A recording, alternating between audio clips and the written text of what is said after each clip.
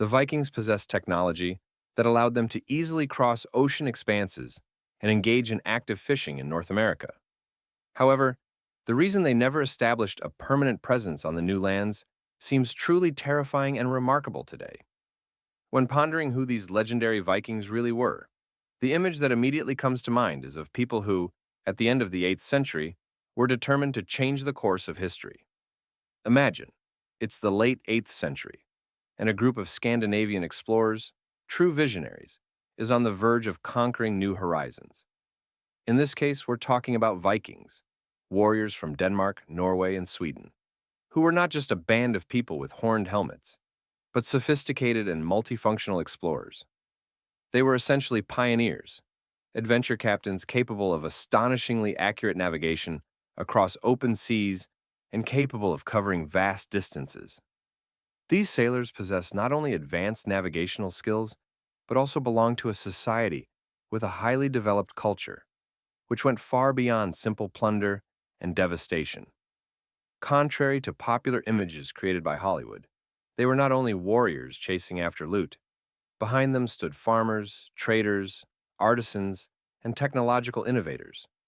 They knew how to cultivate the land, build incredibly designed longships, create intricate jewelry, and simultaneously explore known territories, expanding the boundaries of their world. These people were multitasking professionals, capable of farming, shipbuilding, and trading all at once. Surprisingly, their society was built on fairly democratic principles.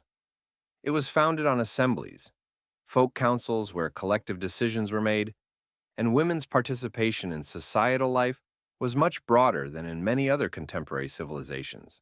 Their social structure was highly stratified. Governance did not rely on a single strong leader making all decisions, but was the result of coordinated efforts by the entire community. Now, the key question arises: could these legendary Scandinavians turn North America into a Viking stronghold? With a quick and negative tone, we might say, quite possibly. And there are important but to consider. They had already proven their ability to survive in harsh natural conditions, such as the Greenlands of Greenland. So land in the New World did not seem unreachable. Archaeological finds near present-day Newfoundland and Labrador suggest that Vikings reached the continent around the year 1001 AD and stayed there for some time. However, establishing full-fledged colonies is a completely different matter, and we will discuss this in more detail now to understand why large-scale colonization did not occur. And what if, hypothetically, the Vikings had decided to stay and establish a permanent settlement? Let us imagine an imaginary scene. On the coast of Newfoundland, a cozy settlement emerges, including their famous longhouses, fortifications, and proudly waving banners. Yes, they would build strongholds, vigorously defending their impregnable positions, and perhaps begin developing their trade, establishing connections with local peoples, or even with other Europeans, who, as we know, were still few in number at that time. All of this would be for new horizons for their culture, for expanding their influence, and, undoubtedly, for the prosperity of their societies.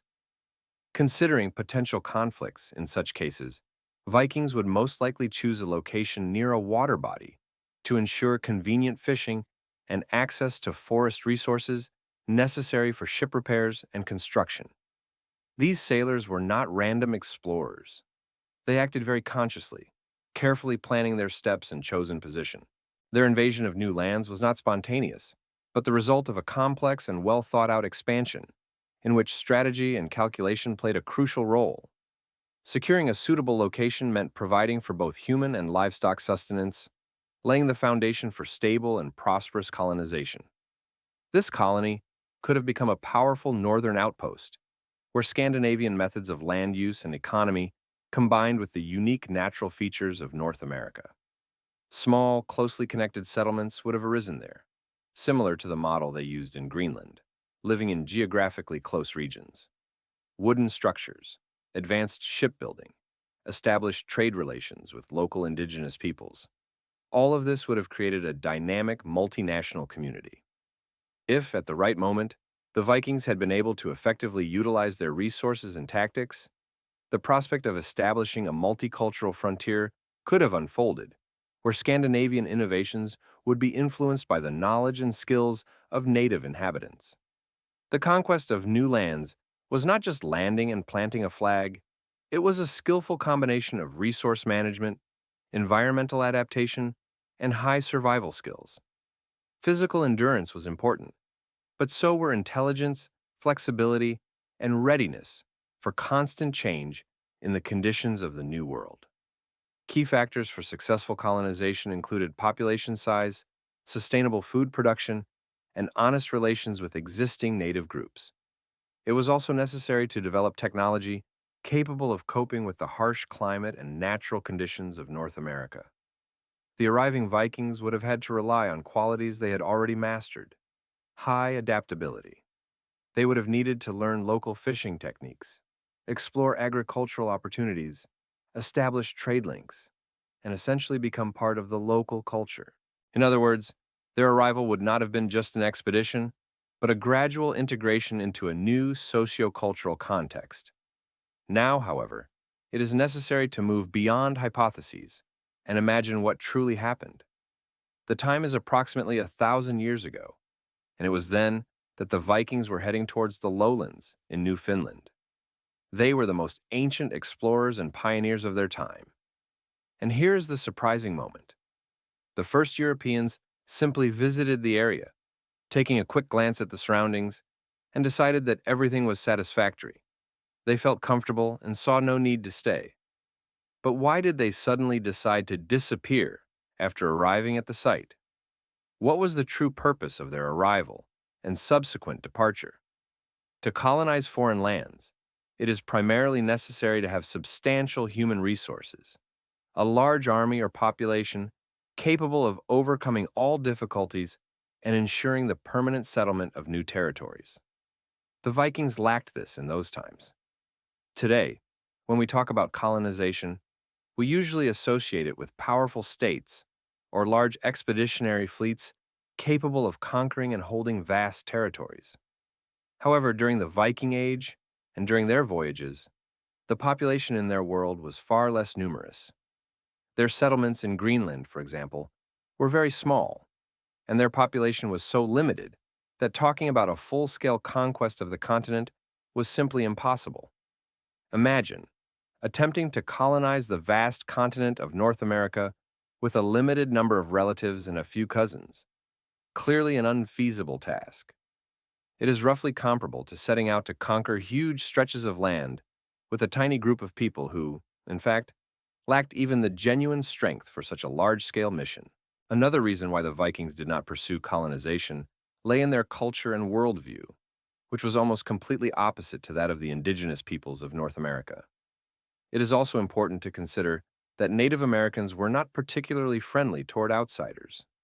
Historical sagas recount that encounters between Scandinavians and native peoples often took place in confrontational settings, sometimes leading to conflicts and clashes that became quite tense and even brutal.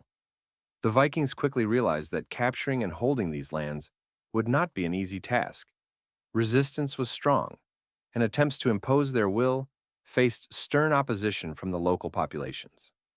An additional crucial factor was that the Vikings did not seek to establish permanent settlements or resemble modern suburbs.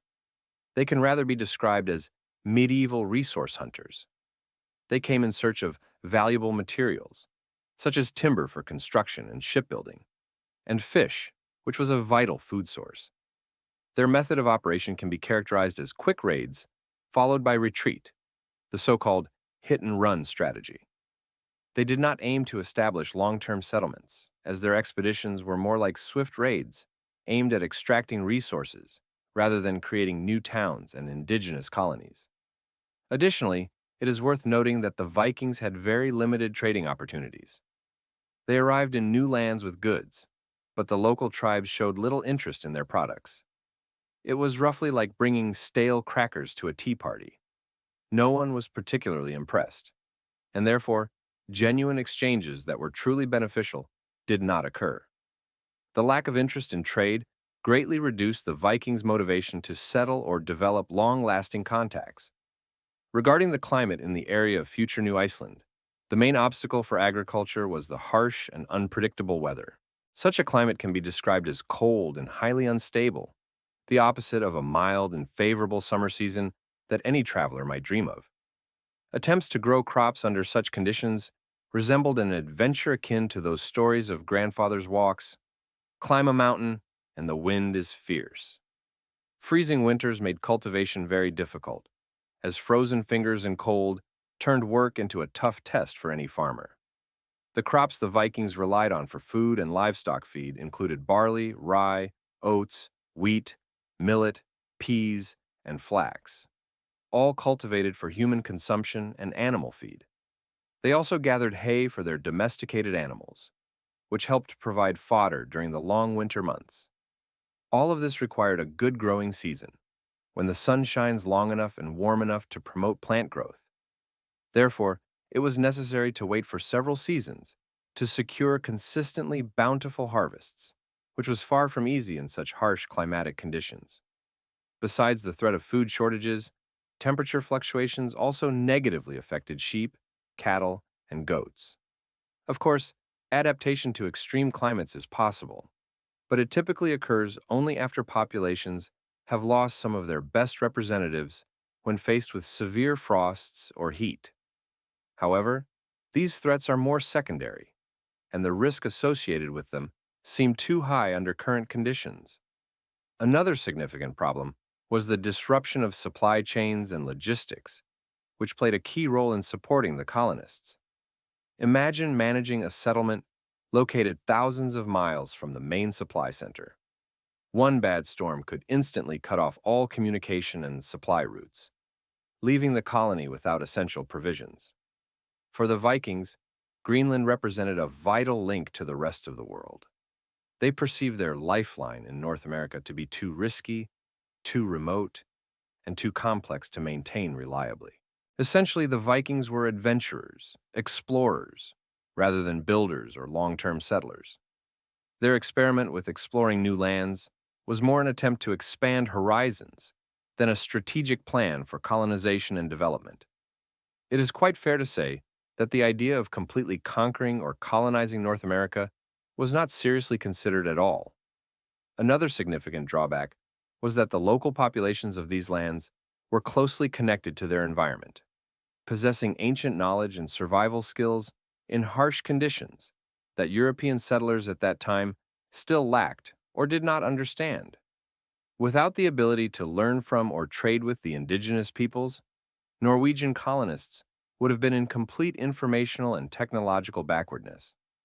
The Norse tradition bearers did not have the habit of adopting other people's survival methods, whether it was native fishing techniques or agriculture practices used by the local peoples.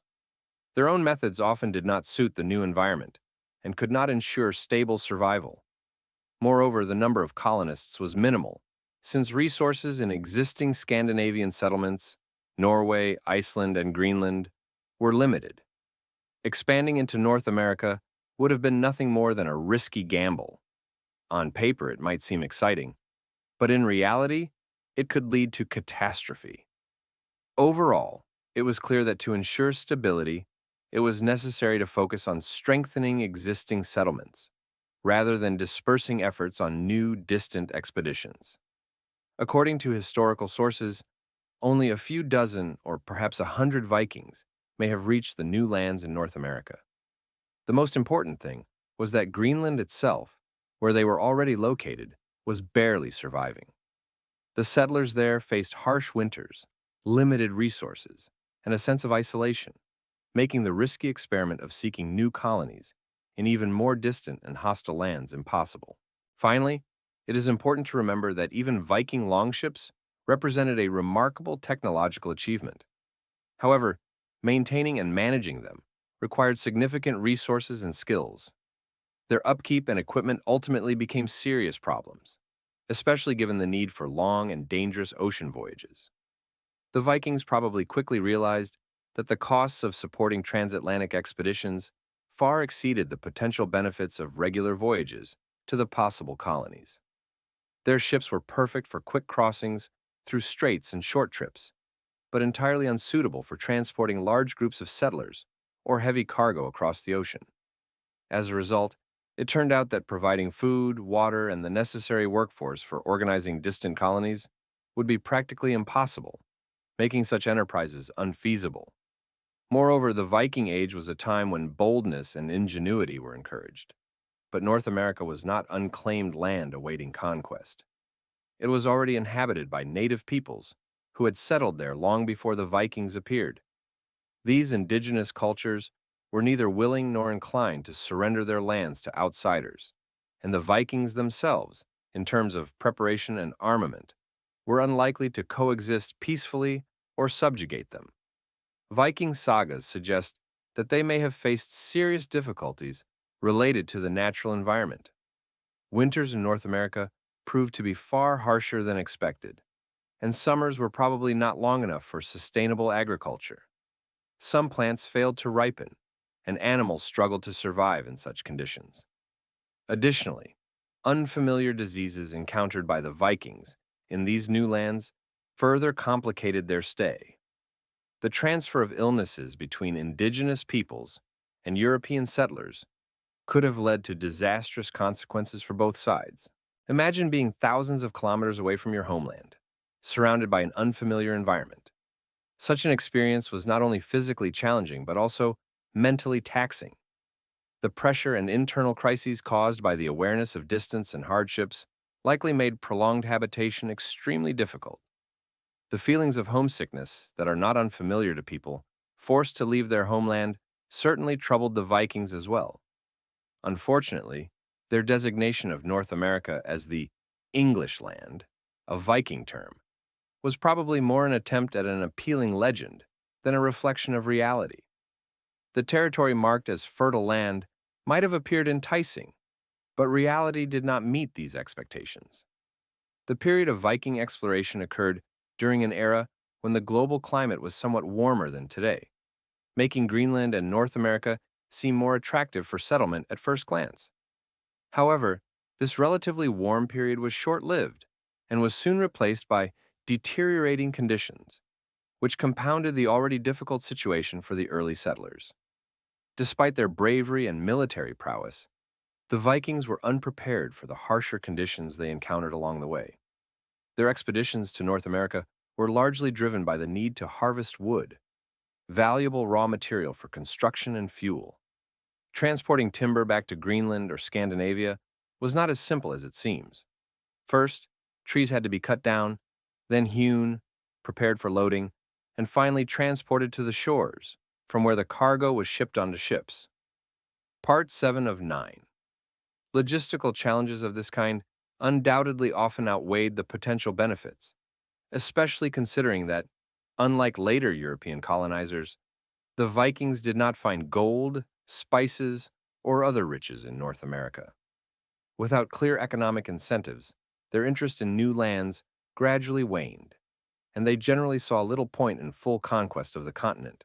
Had they had stronger reasons to establish settlements, history might have unfolded differently. However, the Vikings lacked centralized authority or large armies capable of supporting long-term expansion. They often acted alone, and such isolation proved to be a heavy burden for them. Without external support, as experience shows, large-scale conquests and territorial control required much greater military superiority and power, which they did not possess. As a result, despite their risky expeditions, westward expansion across Europe and even beyond, they often lacked the resources or opportunities to settle permanently.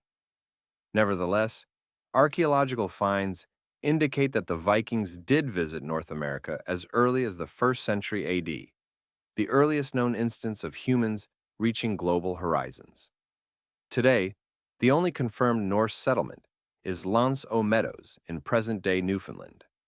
However, extensive archaeological research has shown that this site was more likely a temporary base rather than a primary settlement.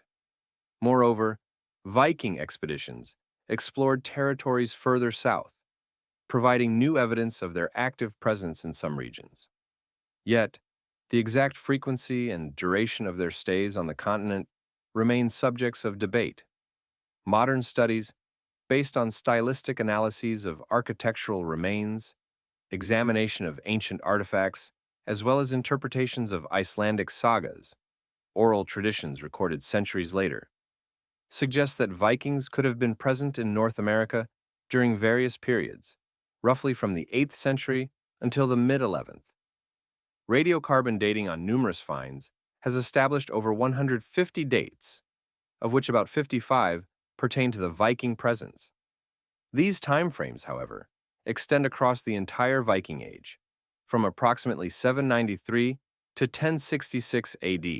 Thus, there is a possibility that Vikings were in North America at any point within this range, although the accepted exact date of their first contact with the New World, the 22nd year of their expansion, remains a matter of debate. One thing is clear. We can state with 100% certainty that their presence is recorded in the year 1120. This is confirmed by archaeological evidence and contemporary accounts. The main driving force behind Viking expeditions has always been a desire for exploration and discovery of new lands, rather than material gain.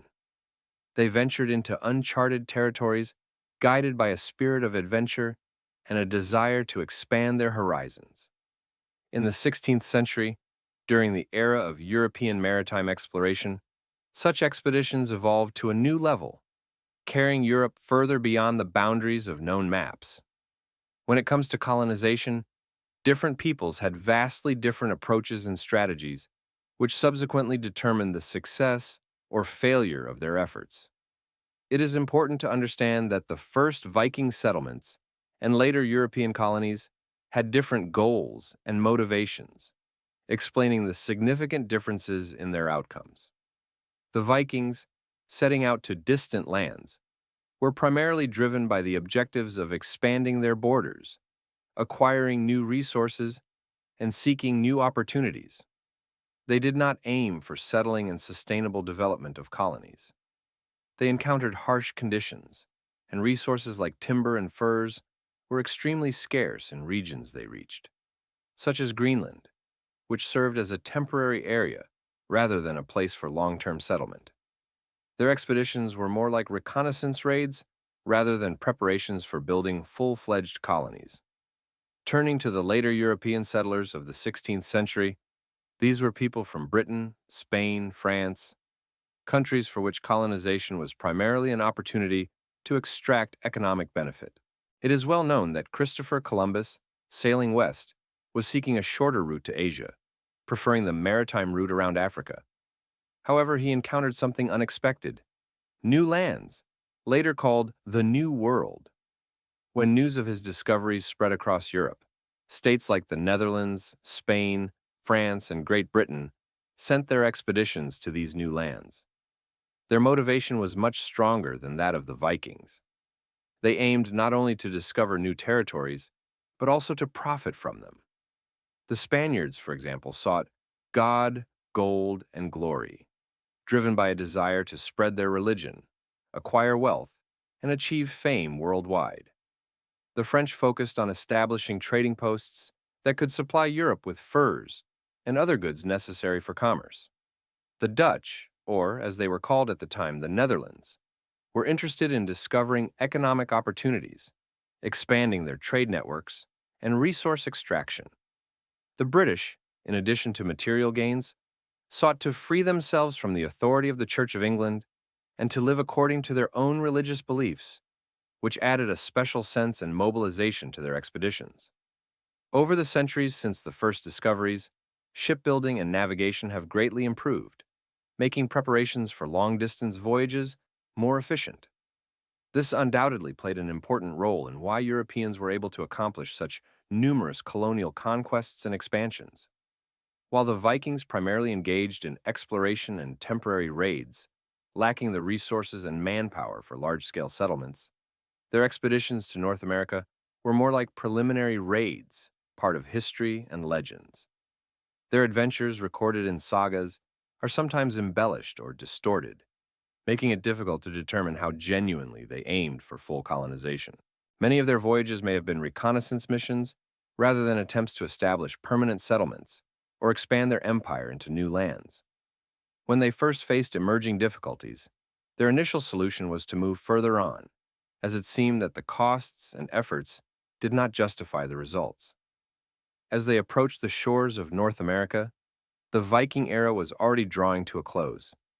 Internal civil wars and the rise of centralized kingdoms in Scandinavia shifted their focus from distant voyages and explorations to consolidating their own power.